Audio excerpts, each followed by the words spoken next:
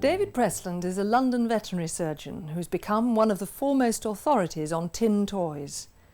Over the past 20 years, he's built up a remarkable collection that reflects not only his personal taste and preferences, but traces the very development of the tin toy itself. Yes, I did collect dinky toys at first, but after one had seen all of them several times, then their charm began to fade for me, and I guess it was in the middle 1960s that I sold my whole collection and transferred into tin toy collecting.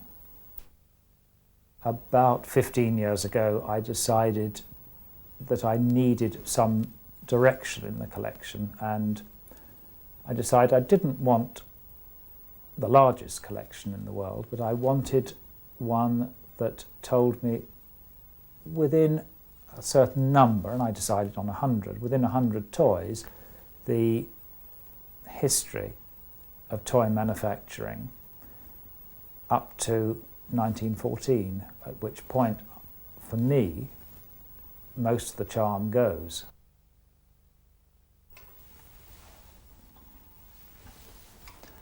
This is a 1909 four-seat open tourer made by Marklin in Germany. It really represents the zenith of tin toy production. Tin toy collectors really look for three things in toys. Firstly, the aesthetics. Secondly, the quality of manufacture. And thirdly, which is not really applicable in a toy like this, the interest in the mechanical action. The figures in this car are made of bisque and were made in Germany, not by Marklin. In fact, these figures really were sold with cars by Corrette or by Hess, but their sheer quality, the detail that is there on the faces, on the clothes, the handbag with an animal, I don't quite know which animal it is, on it, just adds to the charm of the toy. And it's been my choice to put these four figures in the Marklin car rather than in a Corrette car that they perhaps should belong to. I'll put this one down and pick up a car by another of the German makers, this time Bing. Slightly earlier than the Marklin car. This is 1904. Again, marvellous detail on it. The lamp, which actually you could put paraffin in and light it. The little umbrella rack on the back, still with two furled umbrellas in it. The detail of the seats, which were cast, I think it's probably in lead, but imitate button-up upholstery really extremely well.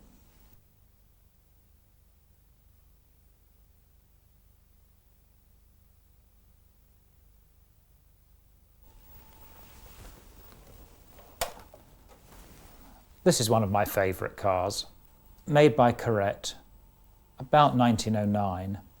This is the hand-painted version of their famous limousine. Really has marvellous details in it. This car's totally original. In fact, I think probably it had hardly been out of its box before I got it. This 1904 Marklin Battleship was made for the American market. It demonstrates very well the qualities that toy collectors look for. The exaggeration of things like the guns, which are totally out of scale. The anchor, ridiculous size, but just adds to the charm of the toy.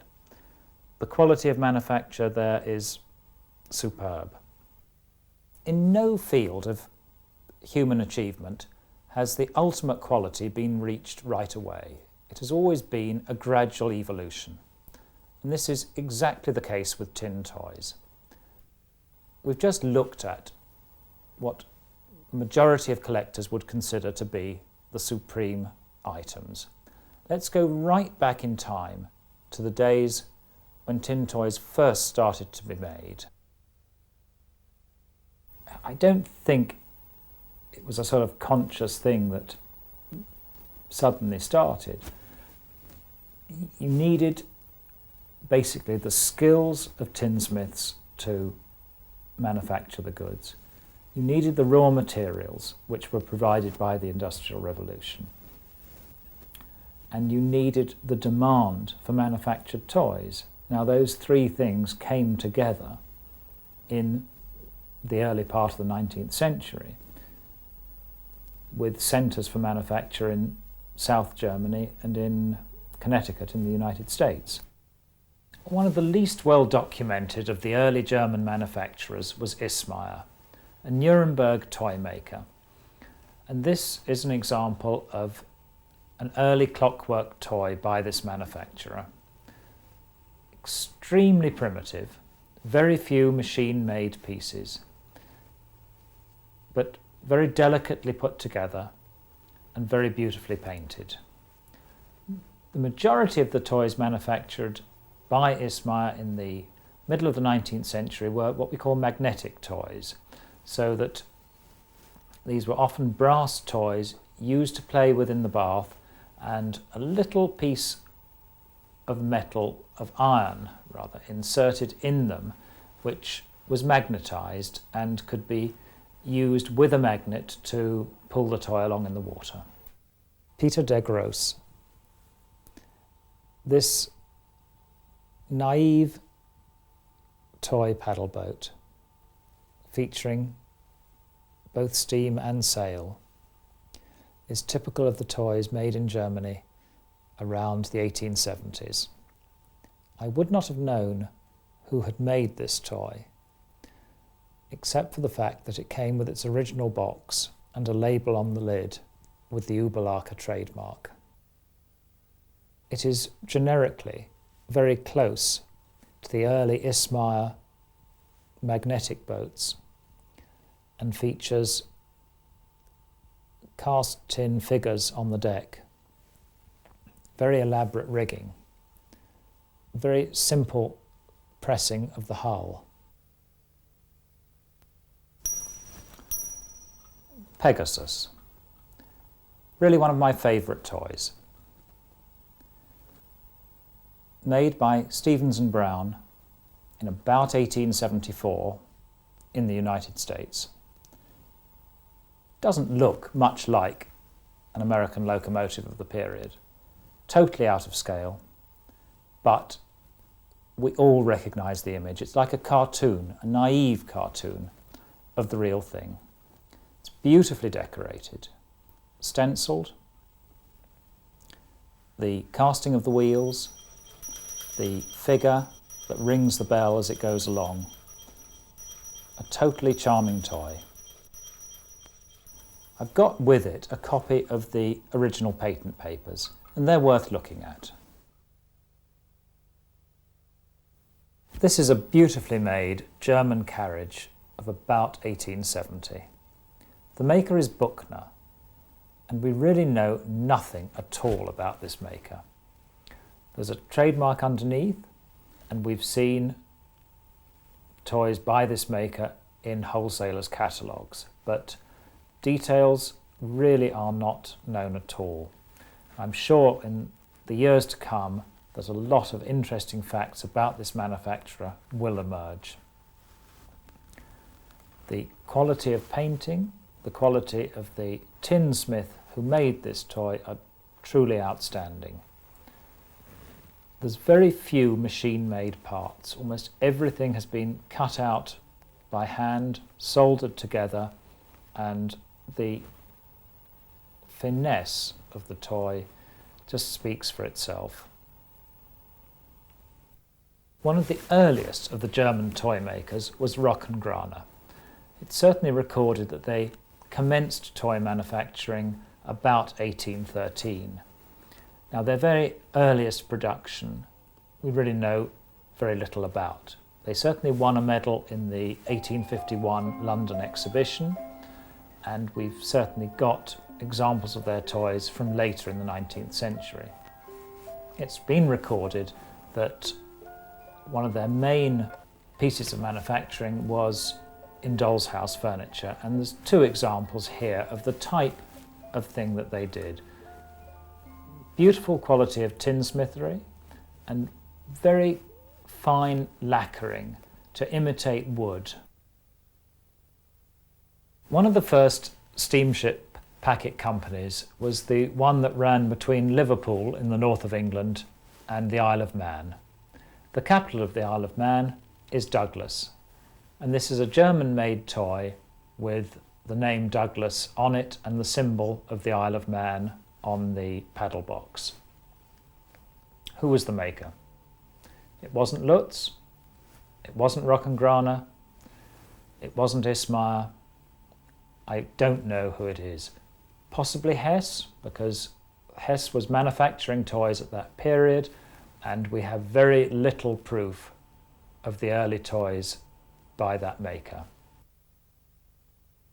It's hand-painted, very attractive, lively, but not nearly as exact as some of the other German toys of that period.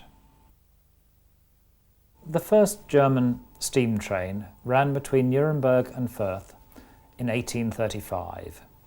It was an English-made train, and this is a German toy loosely based on that train. I believe it was made by Buchner, our unknown manufacturer.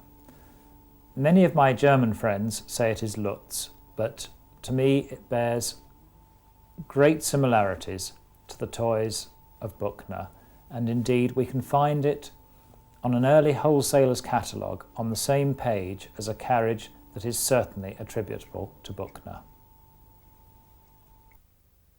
At first glance, this George Brown pumper looks as if it's live steam, because it has a complexity of pipes and valves, but in reality it is a clockwork toy made in Connecticut in about 1875. It is one of the less naive of the early American toys. The horses, yes, they are typically naive, but the pumper itself has got much more detail than most toys of this period that emanated from the States. This toy was made in the 1870s by Althoff Bergman in the United States. Very simply made. The horse is just two pieces of tin soldered together and the figure the same, with a clockwork motor inside the horse. Its simplicity is its charm. It's like a beautiful, naive sculpture or painting. And on top of that, it has got the most marvellous mechanical action that is just a great bonus. Very few European collectors enjoy American toys. I didn't for years, but when I bought my first one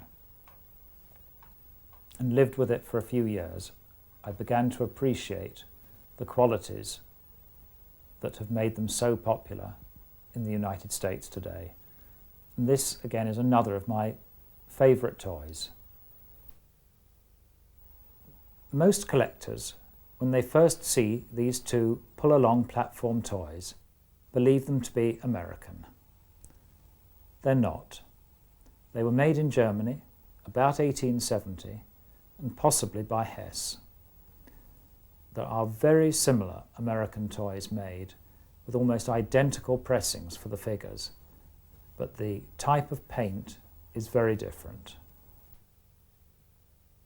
Now, the next toy here is a carriage, clockwork, German, I suppose about 1870. Its main interest is the mechanical action of the horse's legs and the heads nodding up and down as it goes along. I believe that to be by Rockengrana, but that has not been finally proved yet. This is a German-made sleigh, again possibly by Lutz, but I wouldn't be certain about that. The figures and the original almost looks like a leopard skin fur add to the charm of it. At first glance, when I saw this toy for sale, I thought it was French. It has French graphics on it. Really is quite a large toy, but I now believe it to be by Buchner. It's certainly German made. It could be Lutz. Marvellous high stepping action of the four horses. Incredible detail on the carriage. There is a sort of oilcloth top to it, and the doors are actually rebaited in so that when you run your finger over the side with the doors closed it is flat. Beautiful workmanship that's made by a master tinsmith. A pair of 19th century German-made horse-drawn trams here. One sort of open summer tram made for the Swiss market, almost certainly by Lutz.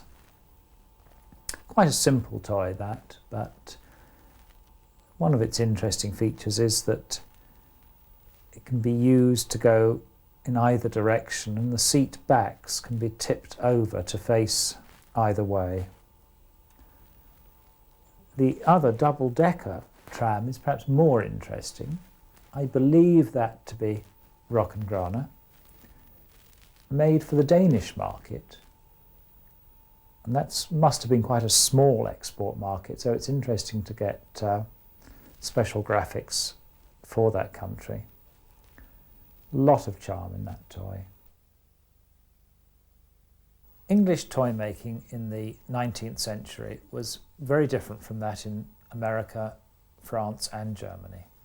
The typical English toys were heavy, ponderous and really lacking in charm. However, they were extremely functional. This is a locomotive by Stevens Model Dockyard that was made for a long time, probably from the 1880s right through to the 1920s, and extremely well made. I think really deriving its craftsmanship more from the scientific instrument makers than from the typical toy makers. It's a live steam model and was something really much more fitted to be played with by an adult than by a child. English 19th century toys were generally an aesthetic disaster. The only manufacturer who became anywhere near to producing toys that excite today's collectors was William Britten's, later much more famous for Lead Soldiers. But in the 1880s, Britten's were producing a series of very exciting and stimulating mechanical toys. This is one of them. A mechanical foot race that, when wound up, the two figures chase each other round the central pavilion, and one passes the other, and one never knows who is going to win. Unfortunately, this particular example, although in beautiful condition, is not in working order, and to mend it would mean opening up that central pavilion and thus destroying some of the paintwork or the printed paper that is stuck on around. I've decided to leave well alone and just enjoy it aesthetically.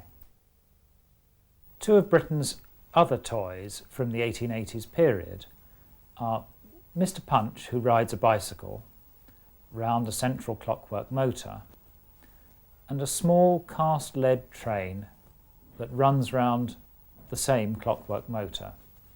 Both charming and attractive toys that are extremely rare today, but should be on every collector's list of desirable items.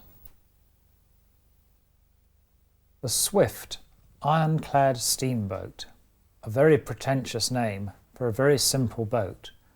This was made in England by the London Stereoscopic Company in about 1880, along with its little sister, the Little Marvel parlour steamboat. They are an interesting example of the type of semi-scientific toys that were very popular with English manufacturers at the end of the Victorian era. Toys at that time in England were supposed to be educational rather than just for pleasure. these two have very simple boilers, one of them in glass and the other in lacquered tin plate, and the steam pressure just pushes the boat gently along. A very simple Clockwork Engine by Hess. I would have thought the 1880s. Paper labels stuck on. I've kept that because it must be one of the earliest trains to run on tracks. Of course, that was such a significant development, wasn't it? In that up till then there were just floor trains, which were either steam driven, pulled along, or clockwork. This one goes backwards and forwards on some very odd looking rails. And this was the beginning of the system railway, where trains ran on rails and there were stations and signal boxes and passengers and all the other accessories that one gets. And that really was one of the important developments in the toy world.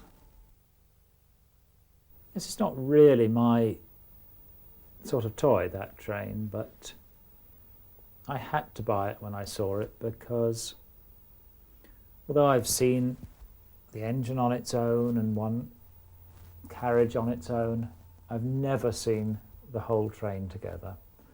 It was made by Ismeyer in Germany for Stolwerk, who were the well-known chocolate manufacturers, and you bought each piece individually, which had chocolates in, and these paper windows are actually the chocolate containers, and each one is different and is numbered so that you could put it in the right place. A reproduction of a Lutz master book from the late 19th century has been published, and this shows the wonderful range of carriages, boats, trains and other mechanical toys that were made by this manufacturer in the 1880s and 1890s. It would appear that the great diversity and lack of mechanisation in the Lutz factory led to their demise and takeover by Marklin, whose business efficiency and distribution were extremely good. And this combination of Marklin quality, Lutz design, Marklin business flair led to the creation of the very best tin toys that the world has yet seen, which were made from, I suppose, 1895 up to 1914. And this has become known as the golden age of toys. This is an early 20th century coach by Marklin. I've also got the virtually identical coach by Lutz, and some of the metal pressings are identical. But Marklin did several things when they took over the Lutz production line. They increased the gauge of the metal, so the coach by Marklin is heavier. And they increased the quality of the production generally. The wheels are better built. The suspension is heavier. The door handles are more detailed. The lamps are more elaborate. The paint is thicker. Although in some ways I prefer the quality of the Lutz paint. At the point where the driver's feet would be, on the Marklin coach, there is just simple lining, whereas on the Lutz there is a rather charming, almost like flower patterned mat there. I've learnt with collecting never to say anything is unique, because immediately you do, somebody else produces 2 or 3 of them. However, this boat has to be nearly unique. It's almost certainly by Schörner, about 1893. Really quite an ugly tub when you look at her, but very heavy, quite large, and it is this steam mechanism inside that is really the thing of primary interest. 2 vertical boilers driving a single screw. A tremendous degree of complexity. I just cannot imagine that they could have produced many of these. This particular one is remarkable because although it had a little bit of paint retouched, all the rigging and lifeboats and even some oars in the lifeboats are original. Yes, Carmania. This is a middle-sized Marklin liner of about 1909. In fact, I think they produced it for another 10 years or so, so it's still in the catalogues in 1919. But it's busy, a lot is happening on the decks. It's really very nice condition. I like that boat. I think the bigger liners are more impressive, but I like the scale of that one. Yes, that really is an impressive boat, isn't it? Marklin again, made in the late 1890s and the first year or two of this century. I'm sure the name is a Marklin misprint because this boat came from the United States many years ago, and surely that should be the Battleship Maine, and Marklin have put Mainer. But it's got everything. Figurehead, painting behind the figurehead, great detailing on it, towering masts, wonderful piece. A huge clockwork mechanism. Doesn't work well, but that really is rather unimportant. It's a totally visual object for me. Yes, this is a Marklin torpedo boat. It was made before the First World War, but I think this particular example dates from the years immediately afterwards. I say that because the painting is just slightly simplified from that on the earlier boats. However, its slightly younger vintage is made up for the fact that it's a live steamboat and has never even been steamed. It was bought by a First World War sea captain.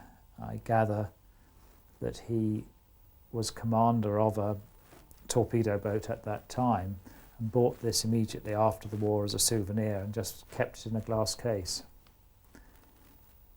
Really, children shouldn't be allowed to play with toys, should they? That's how they should be kept. Marklin Yolanda, which was one of their really longest made toys. I think it was in the catalogue for over 30 years. It's surprising that one doesn't find them more often. It's made in 2 sizes, of which this is the larger. It epitomises the typical Edwardian steam yacht. A lovely toy. Rotterdam. This is a Marklin paddle boat of about 1902. It's colourful. It again epitomises the era then of sort of weekend outings or up the river or across the lake. Just a very colourful, happy boat. La Sirène. As the name implies, this is a French toy made by Maltet et Parent at about the turn of the century. A model of a typical French riverboat.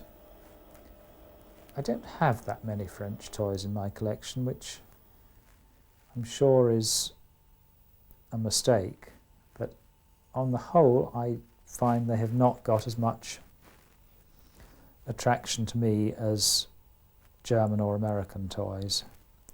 This one, like all good exceptions, proves me wrong. It's a beautifully made, beautifully painted toy with plenty of charm. This is a fairly simple, correct, live steam, I suppose one would call it a steam and sail boat. It is simple, but I find it charming, and it's got all its original flags. Everything about it is original, and for that reason I have decided to keep it. This 19th century Lutz horse-drawn omnibus really could have been made at any point in the second half of the 19th century. Designs changed remarkably little for a very long time. I think it forms a very interesting comparison with the Bing steam omnibus dating from 1902, which is a very similar shape and indeed looks as if it should have a horse pulling it. But if we look carefully, there is the steam engine underneath and the boiler inside the cab, which must have given the passengers a truly warm ride. Only a couple of years later, in 1904, Bing were producing a delightful hand-painted bus, which is much more typical of London buses really right through up to the 1930s. Corret's 1909 bus, made for the English market, came either, as in this case, just with the Motor Omnibus Company lithography on the side, or a bus that was covered in publicity adverts as well. I have also seen versions for the German market and a very elaborate and decorative one for the French market. It was sold either without figures or, as in the case here, with a full complement of very nicely detailed and well painted plaster figures, including a driver, a conductor, and I think 20 or 22 passengers. Marklin's London Omnibus was made from 1906 for 3 or 4 years. It is one of the great rarities in my collection.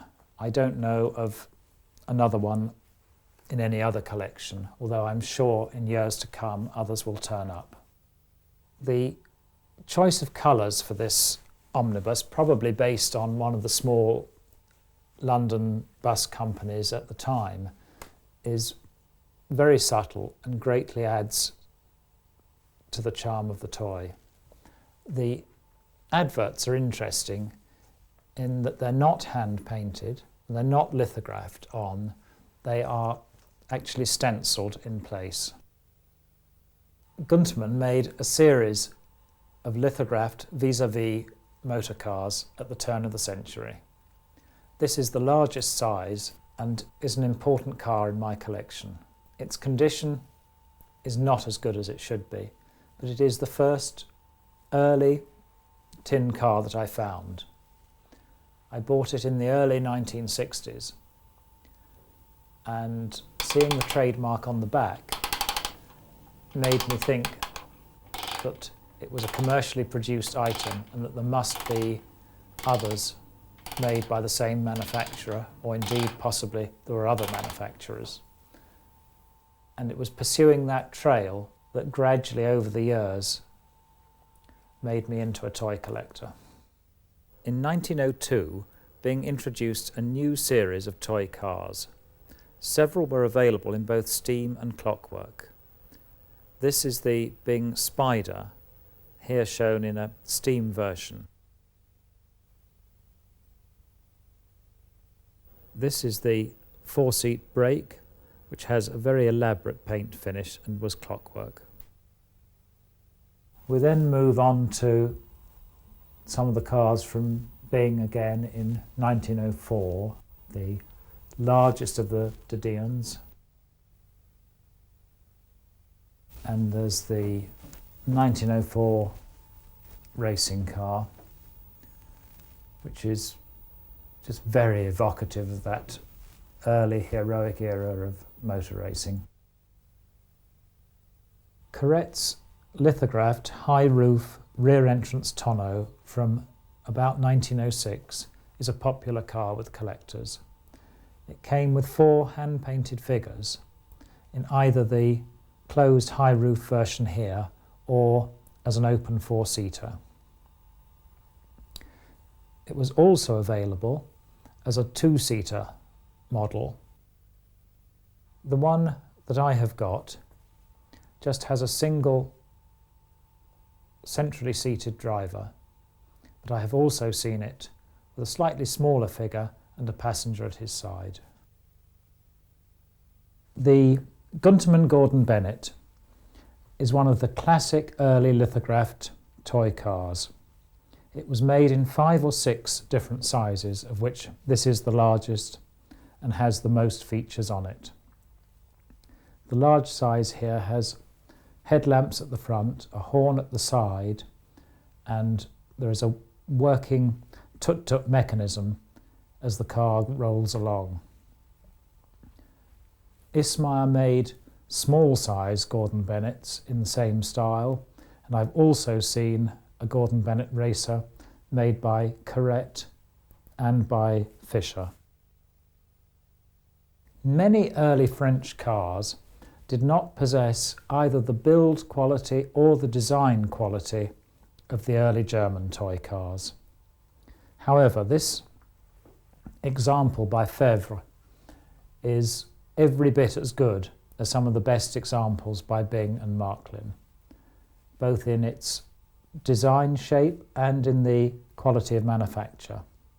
Perhaps the only feature that I do not like about it is the fact that it was sold with a bisque-headed doll, which just seems rather incongruous with a tin plate car. White bodywork, pink lining and orange leather seats. It sounds an unlikely combination, but it works extremely well, as this handsome 16-inch long white 4-seat open tourer demonstrates. It was made by Bing in about 1908 and is loosely based on a contemporary Mercedes of the period.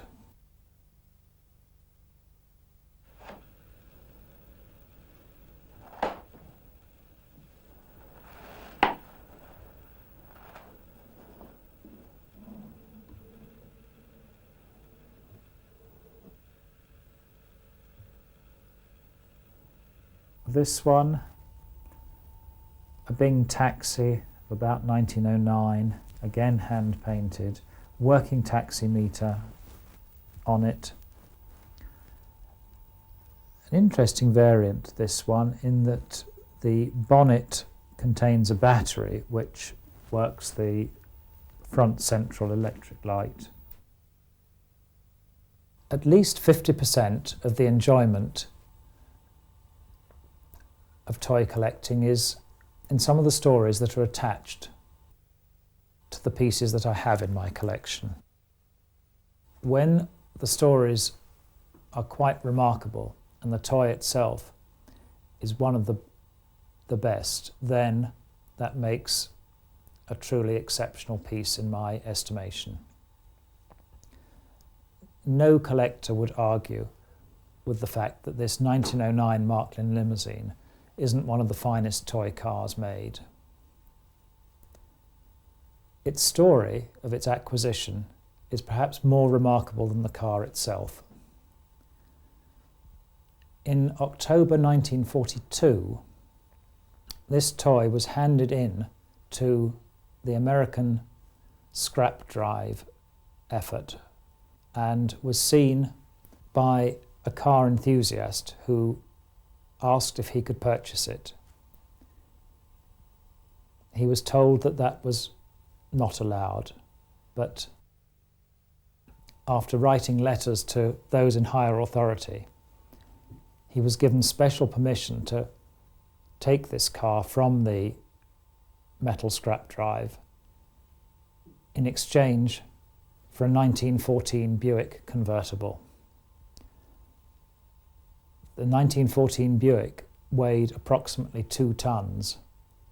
The car maybe 4 or 5 pounds. I have a photograph of a press cutting from the Evening Bulletin on October the 13th, 1942, showing George Hughes trading his 1914 Buick convertible for this very Marklin limousine. When I first heard about this toy car, I was very excited and wanted to know more about it, and asked the person who had found it to send me photographs. When I saw them, I thought the car had to be by Bing, but was not in any known catalogue, and from the fact of the tiller steering and one or two other details, it seemed to predate the well-known 1902 Bing catalogue that shows a wide range of cars. A few months after seeing the photographs, I went to see the car itself and was just amazed by it. It was so beautiful. The condition was phenomenal. It was absolutely right. And yet it was unrecorded. So for any collector to hear about what is probably the absolute peak of toy car collecting, unrecorded, and by one of the top makers in perfect condition, is one of those wonderful moments. It was even better when a few months further on I had a chance to acquire the car, and it's now one of the top pieces in my collection. I just love everything about it. It is difficult to find anything that isn't nearly perfect on it. There were two developments in the late 19th century that greatly aided the mass production of tin plate toys. They were firstly the development of a system of tabbing two pieces of tin plate together, which was a much quicker process than the hand soldering that had occurred before that and still occurred on the more expensive toys. The second was the development of offset lithography, which enabled very elaborate and decorative designs to be mass printed onto flat tin plate sheets, which were then put into a stamping machine to bend them into shapes, which, when the various pieces were put together, made the toy in the form that we see it here. This group of small to medium-sized tin plate vehicles are good examples of the art of lithography. The advertisements, the shadowing on the windows, the elaborate decoration are all things that would not be easily or cheaply possible by hand painting. And it is this lithography development which enabled these toys to be sold at a remarkably cheap price in the years at the beginning of this century. My collection of early aeronautical toys is relatively small. The Zeppelin up here is made by Marklin. They made it from about 1909 well into the 1920s. I'm very fond of the little parachute toy here, which was made by Muller and Kadeder. You wind up the clockwork mechanism in front of the man, the propeller turns, and then he goes round the central pole on his own. This ballooning toy we believe to be made by Gunterman, but that's never been finally proved. The mechanism, unfortunately, on this one does not work properly. Basically, one pulls the balloon down and then it rises up with the acrobat doing a series of somersaults as the balloon rises up its own string. The Wright Brothers biplane here is one of my favourite toys that was made by Marklin for a very short period, for maybe 1 or 2 years only, from 1909 onwards. And again is one of the toys that at the moment is the only known example in collections. This is an interesting little biplane, made by Fisher, again I think just before the First World War. Its main interest for me is the extra little wings that flap in the centre. Really is a most unlikely flying machine.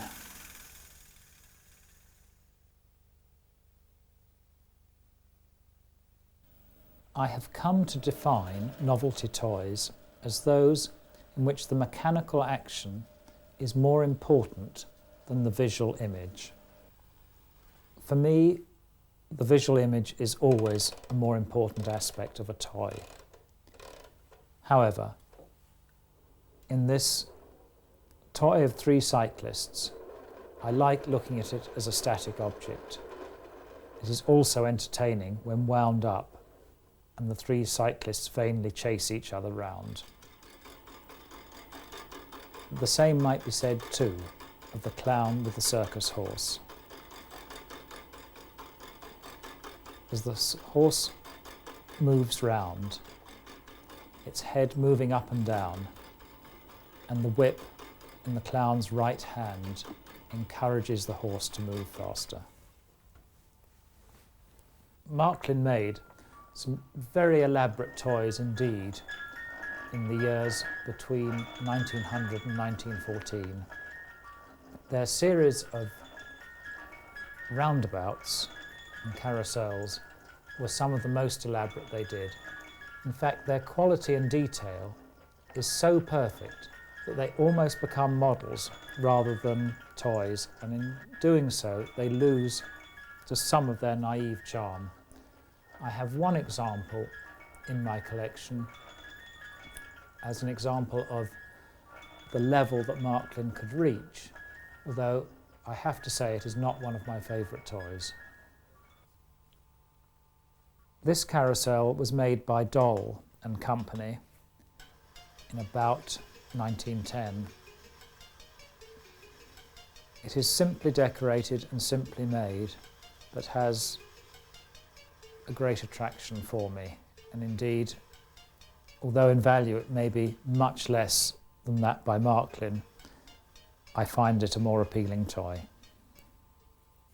The famous Brooklands racing circuit opened in June 1907 and was the first banked motor racing circuit in the world. Very shortly afterwards, Müller and Kededer made this very simple toy of a small racing car moving round a track, which, because of the cam underneath, banked the vehicle as it moved round.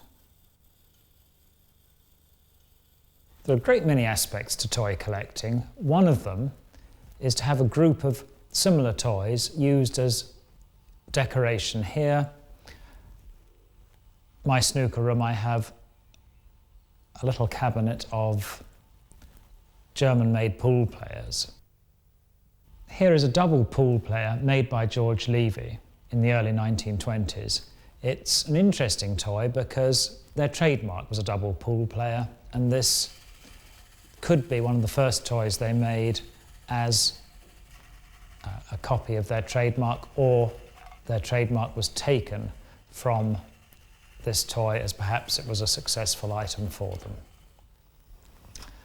The next one, the largest pool player that I've got, is again German, but I don't know the manufacturer of it. This one was made by Gunterman.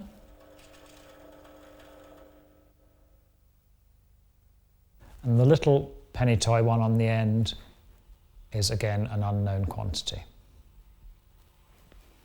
Well, technically, penny toys were toys that were sold for a penny each on the streets of London and other major cities around the world.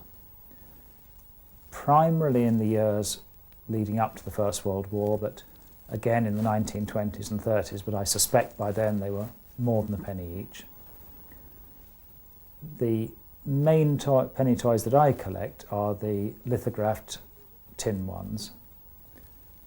And it's an area that I find exciting because although I've collected them for many years, I still come across pieces that I've never seen before, and that turns me on. They're charming. They are very succinct statements of their time. They mirror life in every form, so there are sports, there's cars, there's boats, there's fashion. Every facet of human life is mirrored in them. They are undoubtedly sold in their hundreds of thousands, but they are very fragile, and the vast majority, I'm sure, would not have survived with a child for more than a few days. I think they were often the sort of things that would have been stocking fillers at Christmas, or indeed perhaps used on a Christmas tree, or bought for a child on a day out to London, or if father's been away for a few days, he comes back with a small present.